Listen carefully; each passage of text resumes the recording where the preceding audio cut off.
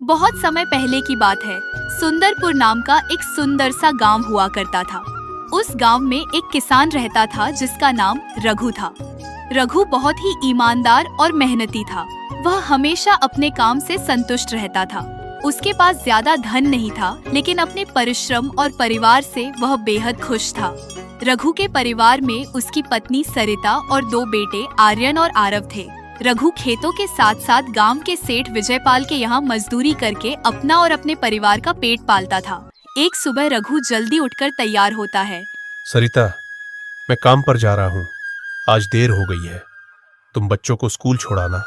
ठीक है, लेकिन सुनो, आर्यन और आरव पिछले 2 दिन से कह रहे हैं कि उनकी टीचर स्कूल फीस मांग रही हैं। तो दे दो ना फीस। आप ही बताइए, आप जो लाते हो उसी से घर का राशन, सब्जी और बच्चों की जरूरतें पूरी करनी पड़ती हैं। अब फीस कहाँ से भरूं? रघु थोड़ा चिंतित होकर। ठीक है, आज ही सेठ विजयपाल से तनख्वाह बढ़वाने की बात करता हूँ। इतना कहकर रघु सेठ के खेतों की ओर निकल जाता है।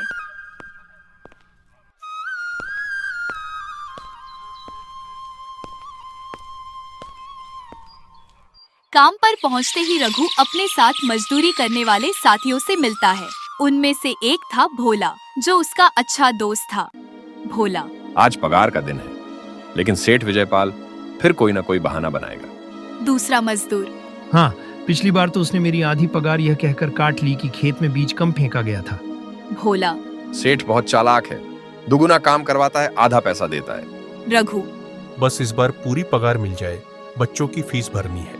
सब मजदूर काम खत्म करके सेठ के पास पहुंचते हैं। रघु, सेठ जी, पूरे महीने जी जान से काम किया है, अब हक की मजदूरी दे दीजिए। सेठ विजयपाल, देखो रघु, अभी अनाज का दाम गिरा हुआ है, मेरी बिक्री नहीं हुई है, 1-2 दिन और रुक जाओ।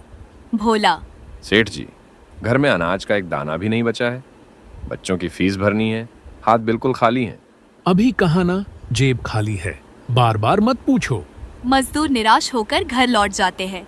घर पहुंचकर सरिता, क्या हुआ, पगार मिली? नहीं सरिता, सेठ जी ने 2 दिन का समय मांगा है। सरिता गुस्से में, क्या आप इतने सीधे हैं कि उनसे जोर से कुछ कह ही नहीं सकते? बच्चों की टीचर साफ बोल चुकी हैं कि अगर कल फीस नहीं दी तो बच्चे स्कूल नहीं जा पाएंगे। मैं क्या करूं सरिता, मेरी मजबूरी है, 1-2 दिन और इंतजार करना पड़ेगा।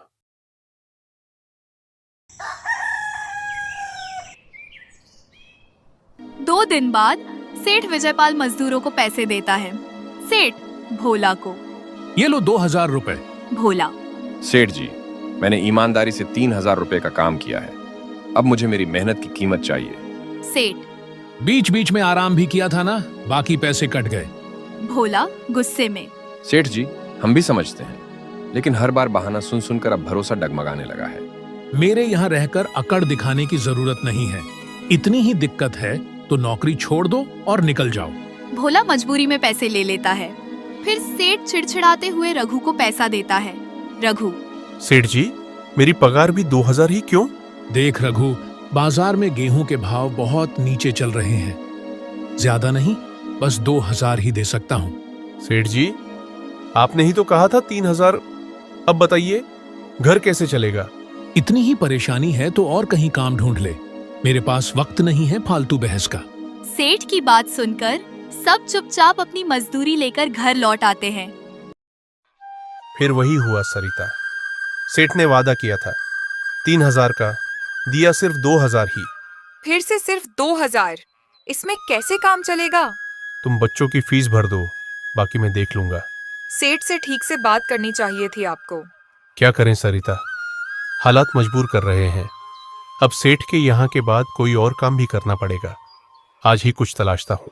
रघु गांव भर में काम की तलाश करता है। कभी किसी खेत में जाता है तो कहीं दुकान पर, लेकिन हर जगह से एक ही जवाब मिलता है, अभी काम नहीं है। लोग पहले से लगे हुए हैं, जो मजदूर हैं उन्हीं को मुश्किल से काम दे पा रहे हैं। रघु की उम्मीदें धीरे धीरे टूटने लगती हैं। थककर मायूस होकर वो लौट रहा होता है। तभी अचानक भैंसों का झुंड उसकी तरफ दौड़ता है। डर के मारे वह एक गुफा में जाकर छुप जाता है।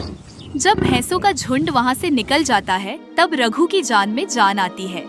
हे भगवान, आज तो बाल बाल बच गया मैं, वरना आज तो मैं इन भैंसों के पैरों तले कुचला ही जाता। पर ये मैं कहाँ आ गया? ये जगह तो गांव के पास कहीं नहीं दिखी कभी। रघु यह सब सोच ही रहा था कि तभी उसकी नजर गुफा में रखे एक मिट्टी के घड़े पर पड़ती है। यह कैसी गुफा है? ये मिट्टी का घड़ा यहाँ क्यों पड़ा है? इसे मैं घर ले जाता हूँ, सामान रखने के काम आ जाएगा। रघु जैसे ही उस घड़े को हाथ लगाता है, रुक जा, इसे छूने की कोशिश मत कर। यह आवाज सुनकर रघु एकदम पीछे हट जाता है। तभी गुफा के अंदर तेज रोशनी होती है और वहाँ एक साधु बाबा प्रकट हो जाते हैं। वह रघु से पूछते हैं, कौन हो तुम और मेरी गुफा में क्या कर रहे हो? रघु डरते हुए कहता है, मुझे माफ कीजिए, मैं यहाँ गलती से आ गया। कुछ भैंसों का झुंड मेरे पीछे पड़ गया था और उनसे बचने के लिए मैं इस गुफा में छिप गया और फिर मेरी नजर इस घड़े पर गई। माफ कीजिए, मुझे लगा ये किसी का नहीं है, तो मैंने बस यूं ही देखा। मुझे ये घड़ा नहीं चाहिए, मैं तो बस देख रहा था। साधु बाबा मुस्कुराकर कहते हैं, रघु, डरने की जरूरत नहीं है। मैं तुम्हारे बारे में सब जानता हूँ। मेरी दृष्टि एक बार किसी पर पड़ जाए तो उसका अतीत, वर्तमान और भविष्य सब मेरी आंखों के सामने होता है। पर आप हैं कौन? रघु ने झिझकते हुए पूछा। मैं एक साधु हूँ, वर्षों से इस गुफा की रक्षा कर रहा हूँ। यह कोई साधारण गुफा नहीं है और न ही यह मिट्टी का घड़ा साधारण है। यह घड़ा सिर्फ उसी को दिखाई देता है जिसका मन सच्चा और निष्कलंक हो। अगर तुम्हारा मन पवित्र न होता तो तुम न तो इस गुफा में प्रवेश कर पाते, न ही इस घड़े को छू पाते। रघु हैरान रह जाता है। अब जब तुमने इस घड़े को छू लिया है तो यह तुम्हारा हो चुका है। नहीं बाबा, मुझे कुछ नहीं चाहिए। रघु विनम्रता से कहता है। डरो मत रघु, साधु बाबा गंभीर स्वर में कहते हैं, ये कोई साधारण घड़ा नहीं है, ये एक जादुई घड़ा है। ये घड़ा तुम्हारे सच्चे दिल और मेहनत में विश्वास करता है रघु। जो चीज तुम एक बार इसमें डालोगे, ये घड़ा उसे बार बार उत्पन्न कर सकता है, बार बार, जितनी बार चाहो। मगर याद रखना, जो भी वस्तु इसमें एक बार डाली जाती है फिर वही बार बार दोहराई जा सकती है। इसके अलावा किसी और चीज को इसमें डालने की कोशिश मत करना, वरना उसका परिणाम घातक हो सकता है। यह घड़ा धोखा नहीं सहता, ये सिर्फ ईमानदारी समझता है। रघु एकदम चुप हो जाता है। साधु बाबा कहते हैं, अब यह तुम्हारे पास रहेगा। सोच समझकर फैसला करना और इस घड़े का प्रयोग सिर्फ जरूरत के लिए करना, लालच के लिए नहीं। रघु, इसे ले जाओ, पर मेरी बात को मत भूलना। आपने जो मुझे बताया बाबा, वो मेरे लिए किसी वरदान से कम नहीं है। मैं वचन देता हूं कि आपकी हर बात का ध्यान रखूंगा। इस घड़े का कभी दुरुपयोग नहीं करूंगा। आपका बहुत बहुत धन्यवाद बाबा। इसके बाद रघु वह जादुई मिट्टी का घड़ा लेकर अपने घर सुंदरपुर लौट आता है। घर पहुंचते ही सरिता चौंक जाती है। सरिता, ये देखो, ये मैं क्या लेकर आया हूँ? क्या लाए हो आप? बस ये एक मिट्टी का घड़ा। सबसे पहले ये बताइए, आप तो काम की तलाश में गए थे ना, तो कोई दूसरा काम मिला कि नहीं? नहीं। अरे सरिता, मेरी पूरी बात तो सुनो। ये कोई ऐसा वैसा घड़ा नहीं है, बल्कि एक जादुई मिट्टी का घड़ा है। जादुई मिट्टी का घड़ा? ये आप क्या कह रहे हैं? रघु फिर सरिता को सारी घटना विस्तार से बताता है।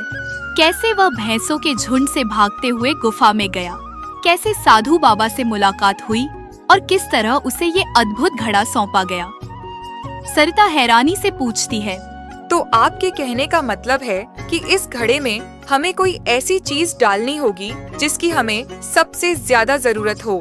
हाँ सरिता, हमें सोच समझकर ही इसमें कोई चीज डालनी होगी। अगर हमने गलती से कोई दूसरी चीज डाल दी तो इसके नतीजे बुरे हो सकते हैं। रघु थोड़ी देर चुप रहता है। फिर उसका ध्यान उन गेहूं के दानों पर जाता है जो कुछ दिनों पहले सरिता ने बचाकर रखे थे। सरिता, तुम्हें याद है, एक बार जब हम मजदूरी करके लौटे थे तो तुमने थोड़े गेहूं बचाकर रखे थे, यह कहकर कि शायद अगले महीने काम कम मिले। हाँ, याद है जी। एक छोटा कटोरा भर गेहूं अभी भी रखा हुआ है पीछे की मटकी में। तो ले आओ वही गेहूं, हम उसी को इस जादुई घड़े में डालेंगे। और अगर सच में यह घड़ा वैसा ही है जैसा साधु बाबा ने कहा, तो फिर हम अपना खुद का काम शुरू कर सकते हैं।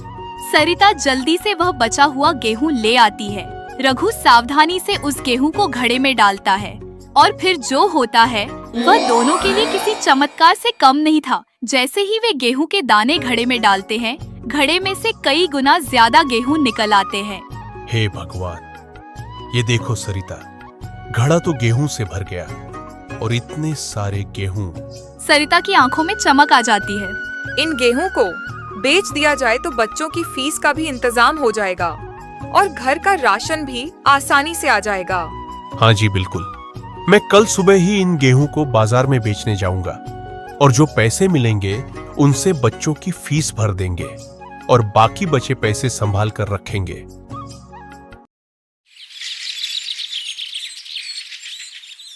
अगले दिन रघु विजयपाल सेठ के यहाँ काम पर ना जाकर सीधे गेहूं लेकर बाजार की ओर निकल पड़ता है। बाजार पहुंचते ही वह एक अनाज की दुकान पर रुकता है और दुकानदार से विनम्रता से कहता है, भैया थोड़ा गेहूं है मेरे पास, लीजिएगा। दुकानदार दिलचस्पी दिखाते हुए, जी दिखाइए। रघु गेहूं की बोरी का मुंह खोलकर उसे सामने रख देता है। दुकानदार हैरानी और तारीफ के साथ, अरे वाह, क्या बढ़िया गेहूं है ये। दाने एकदम साफ, बड़े और चमकदार हैं। भाई साहब, ऐसा माल तो अब बहुत कम देखने को मिलता है। अगर आपके पास और भी हो तो सब मुझे ही दे देना, मैं आपको बाजार से ज्यादा दाम दूंगा। वहाँ वह गेहूं को ठीक ठाक दामों पर बेच देता है। क्योंकि गेहूं की क्वालिटी बहुत अच्छी होती है, इसीलिए दुकानदार भी जल्दी खरीद लेते हैं। रघु को काफी पैसे मिलते हैं।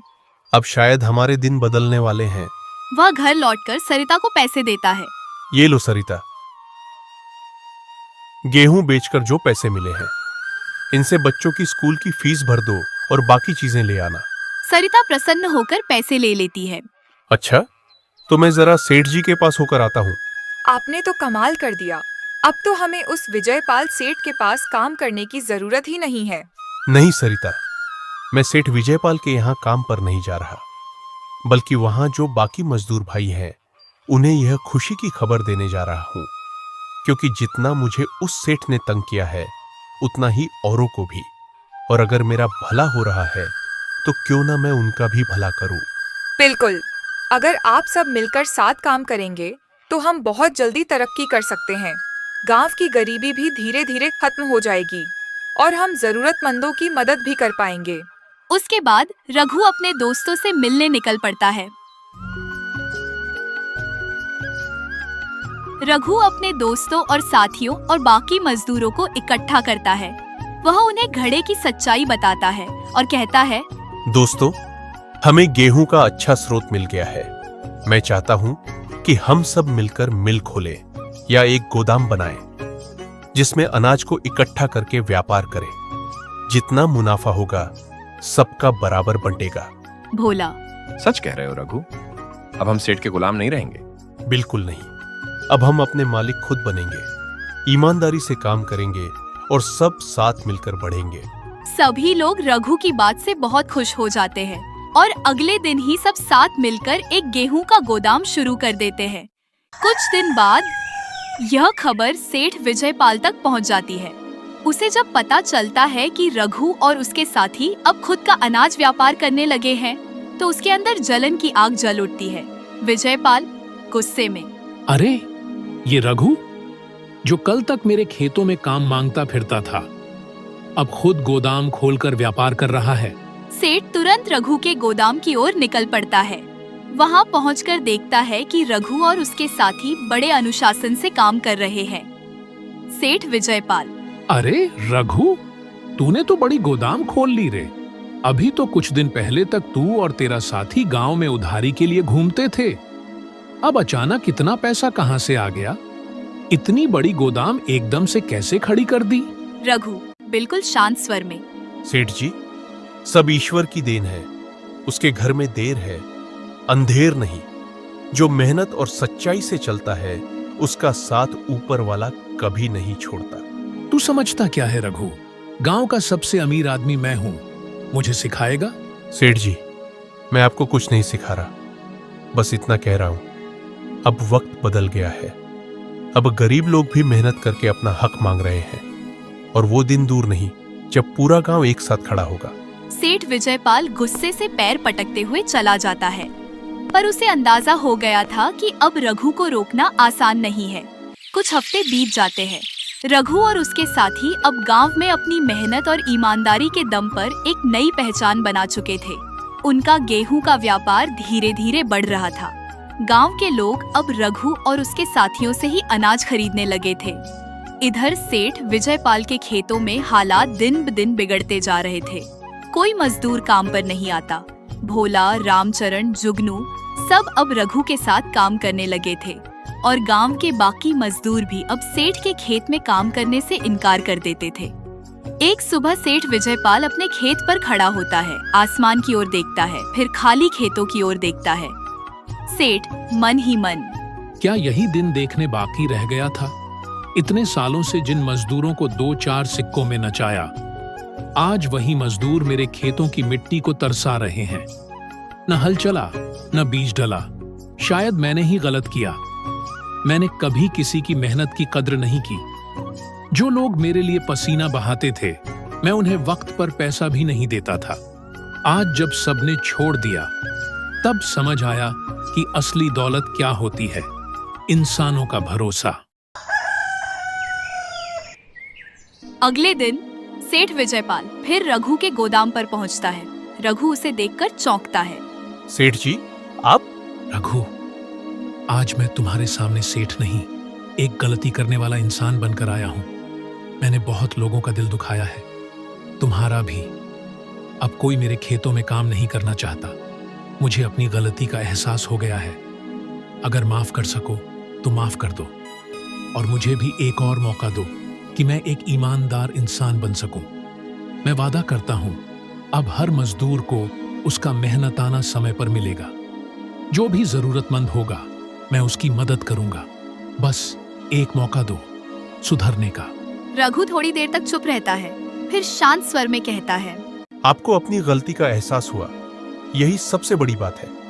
हम इंसान वही नहीं होते जो कभी गलती ना करें, बल्कि वो होते हैं जो अपनी गलती मानकर उसे सुधारने की हिम्मत रखते हैं। इसलिए हम आपको माफ करते हैं, और अगर कभी आपको किसी तरह की परेशानी हो तो बेझिझक एक साथी बनकर हमारे पास आइए, हम जरूर मदद करेंगे। सेठ की आंखों में आंसू आ जाते हैं। वह रघु की ओर देखता है, आंखें नम हैं, लेकिन चेहरा शर्म और आभार से झुका हुआ है। सेठ कांपती आवाज में, रघु, तुमने मुझे आईना दिखा दिया। अब मैं वाकई बदलना चाहता हूं। मैं वादा करता हूं, अब हर मजदूर के साथ इंसाफ करूंगा, और जिसे जरूरत होगी उसकी मदद करना मेरी जिम्मेदारी होगी। और फिर सेठ विजयपाल भी रघु के साथ जुड़ जाता है, एक साधारण और ईमानदार इंसान बनकर। अब वह अपने पुराने घमंड और अहम को पूरी तरह त्याग चुका था। गांव के लोगों ने भी उसका बदला हुआ रूप देखकर उसे फिर से अपनाया, और इस तरह सुंदरपुर गांव में अब न कोई सेठ था, न कोई मजदूर। सभी लोग साथ मिलकर मेहनत करते थे और बराबरी से, प्यार से जीते थे। इस कहानी से हमें यह सीख मिलती है कि गलती करना इंसान की फितरत है, लेकिन उसे मानकर सुधार लेना यही सच्ची इंसानियत है। अगर दिल साफ हो तो दुश्मन भी दोस्त बन सकते हैं, और बंटा हुआ समाज भी एक हो सकता है। अगर आपको यह कहानी पसंद आई हो तो वीडियो को लाइक करें और चैनल को सब्सक्राइब करना न भूलें। अपनी राय और सुझाव कमेंट में जरूर बताएं। हम आपके लिए ऐसी ही और प्रेरणादायक कहानियाँ लेकर आते रहेंगे। धन्यवाद।